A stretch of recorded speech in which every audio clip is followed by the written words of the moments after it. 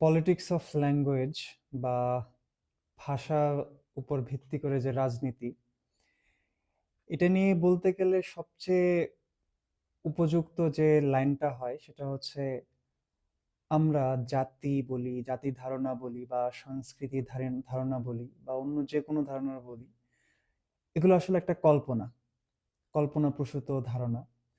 এই কল্পনাপ্রসূত ধারণাগুলোকে আসলে বাস্তবিক করে তোলে ভাষা, শব্দ।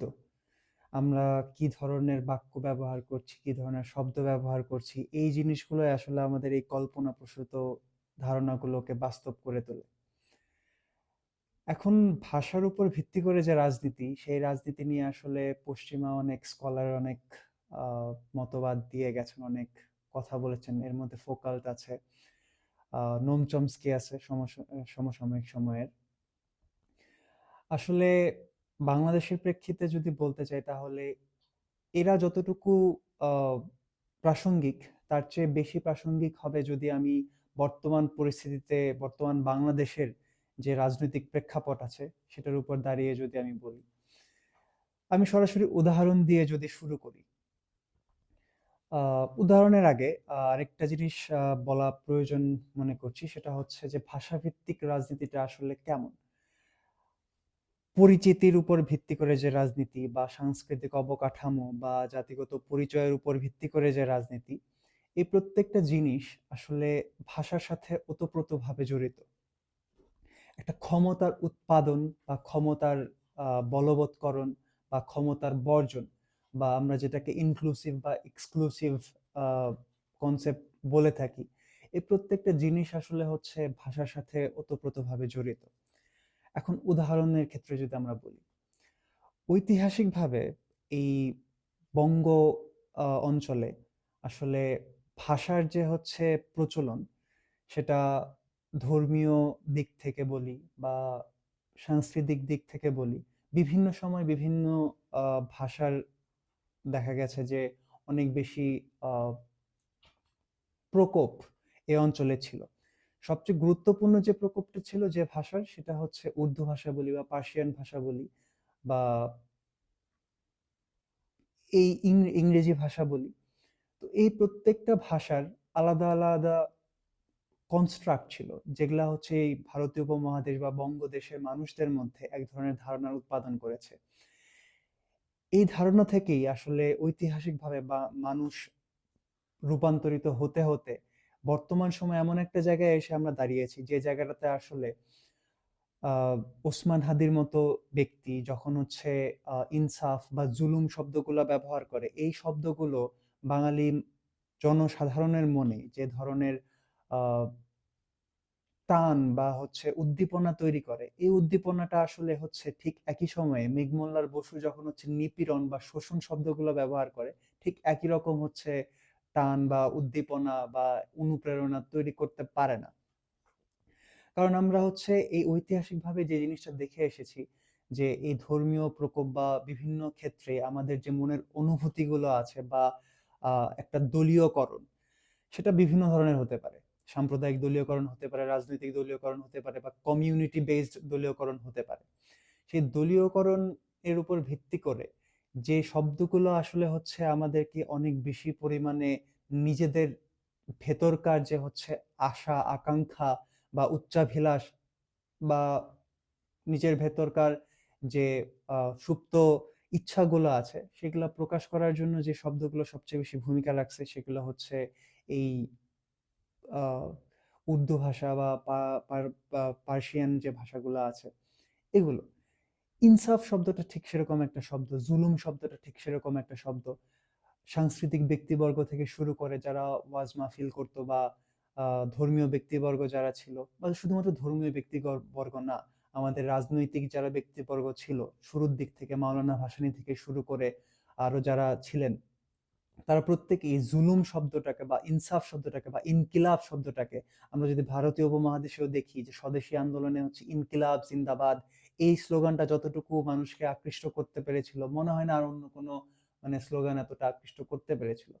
তো এই শব্দের, প্রত্যেকটা শব্দের আলাদা আলাদা মানে আকর্ষণের জায়গা থেকে মানুষের জনমনে হচ্ছে বিভিন্ন ধরনের আকর্ষণ তৈরি করে, এবং এটা আলটিমেটলি একটা ন্যারেটিভ তৈরি করে। এই ন্যারেটিভটা যাদের ক্ষেত্রে হচ্ছে বেশি কাজ করে যায় তারাই বেসিক্যালি হচ্ছে সামনের দিকে চলে আসে। বর্তমান রাজনৈতিক প্রেক্ষাপটে আমরা যদি দেখি তাহলে ডান ঘরানার যে রাজনীতি আছে, তারা বেশিরভাগ ক্ষেত্রেই এই ধরনের শব্দগুলো ব্যবহার করে। কেন? কারণ হচ্ছে ঐতিহাসিকভাবে এই শব্দগুলো আমাদের জনমানুষের সাথে, সামাজিক জীবনের সাথে এমনভাবে জড়িত যে এইগুলো শব্দ ব্যবহার করার কারণে অনেক বেশি প্রাসঙ্গিক হওয়া যায়। যেজন্যই হঠাৎ করে হাদির মতো ব্যক্তি যখন হচ্ছে আহ এই শব্দগুলো ব্যবহার করে মানুষের আকাঙ্ক্ষা বা নিপীড়ন বা শোষণের কথাগুলো বলে, তখন তারা হচ্ছে সে হচ্ছে অনেক বেশি প্রাসঙ্গিক হয়ে ওঠে। কিন্তু একই সময়ে এই যে 2013 বা তারও আগে থেকে যখন হচ্ছে মেঘমল্লার বসু আহ মানুষের অধিকার নিয়ে কথাবার্তা বলে বা মানুষের শোষণ নিপীড়ন নিয়ে কথাবার্তা বলে, ঠিক একই রকম মানে প্রাসঙ্গিকতা তৈরি করতে পারে না। তো এই জায়গা থেকেই আসলে প্রত্যেকটা সময়, প্রত্যেকটা রাজনৈতিক রেজিমের সময় আহ ভাষাগত যে রাজনীতির ব্যাপারটা রয়েছে, এই ভাষাগত রাজনীতিটা আসলে হচ্ছে বলবৎ থেকে গেছে। এরপর শুধুমাত্র যে এইটা ভাষাগত রাজনীতির ক্ষেত্রে সীমাবদ্ধ তা না। আমরা যদি ওরিয়েন্টালিজমের কথা বলি, এডওয়ার্ড সাইদ এটা নিয়ে অনেক কাজ করে গেছে। এইখানেও ঠিক একই রকম ভাবেই ভাষাটা অনেক গুরুত্বপূর্ণ ভূমিকা রেখে গেছে। আমরা এই ওরিয়েন্টাল যে কালচারটা আছে, এইখানে বিভিন্ন সময় বিভিন্ন ধরনের শব্দ প্রাসঙ্গিকভাবে ব্যবহার করে এসেছি আমাদেরকে পরিচয় ভিত্তিক যে রাজনীতিটা আছে সেটাকে আরো বেশি গুরুত্ববহ করে তোলার জন্য। আবার আহ যে নিও লিবারাল সিস্টেম যেটা আছে, বা হচ্ছে আমরা বিভিন্ন সময়ে হচ্ছে যেটা দেখি যে সিভিল অ্যান্ড হচ্ছে মিলিটারি রেজিম, বা এই যে জিনিসগুলো আছে, বা একটা কনসেপ্ট যেটা হচ্ছে মিলিটারির ভেতরে অনেকে ব্যবহার করে, সেটা হচ্ছে ব্লাডি সিভিলিয়ান। তো এই জায়গাটাতেও এই যে শব্দের যে প্রয়োগ ব্লাডি সিভিলিয়ান, এটা হচ্ছে খানিকটা এরকম যে কলোনির দারোয়ানের মতো, কলোনি যদিও এখন উঠে গেছে কলোনিয়ালিজম, বাট ঠিক আহ ওরকম ভাবেই কলোনিটাকে রক্ষা করার জন্য সাবকনসিয়াসলি এই যে ইংরেজি শব্দের ব্যবহার এবং সেই আহ, উদ্দীপনা বা সেই মনোযোগ নিয়ে হচ্ছে ব্যবহার, ব্লাডি সিভিলিয়ান যখন বলে তখন যে হচ্ছে শরীরের ভেতর মানে এক ধরনের আহ, আবেগের উদ্দীপনা তৈরি হয়, ঠিক সেরকম ভাবেই এরকম ভাষাগত দিক থেকে যে ক্ষমতার যে বহিঃপ্রকাশ, ক্ষমতার যে হচ্ছে আস্ফালন, এই জিনিসগুলো আসলে ভাষার উপরে অনেক বেশি নির্ভর করে। এরপর আসলে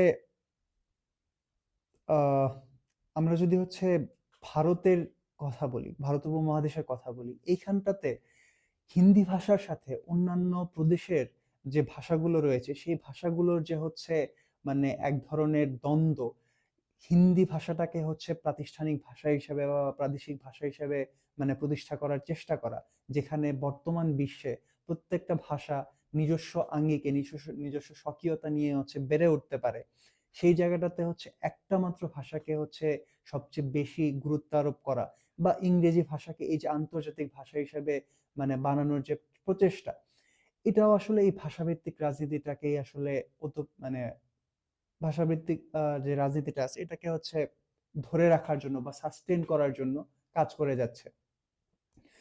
আসলে যদি হচ্ছে ভাষাভিত্তিক রাজনীতি নিয়ে আলাপ আলোচনা করতে হয়, ইন ডিটেল আলোচনা করতে গেলে আসলে অল্প সময়ের মধ্যে করা সম্ভব না। এটা অনেক সময় যেরকম দাবি করে, ঠিক একই রকম ভাবে অনেক উদাহরণও দাবি করে। কিন্তু সময় স্বল্পতা প্লাস হচ্ছে অন্য সমস্ত কিছু মিলায়ে আহ আমার মনে হয় যে চিন্তা শুরু করার জন্য, যেখান থেকে আমরা চিন্তাটা শুরু করতে পারি, সেজন্য এই আলোচনাটুকুই আমার মনে হয় যে গুরুত্বপূর্ণ হিসেবে কাজ করতে পারে।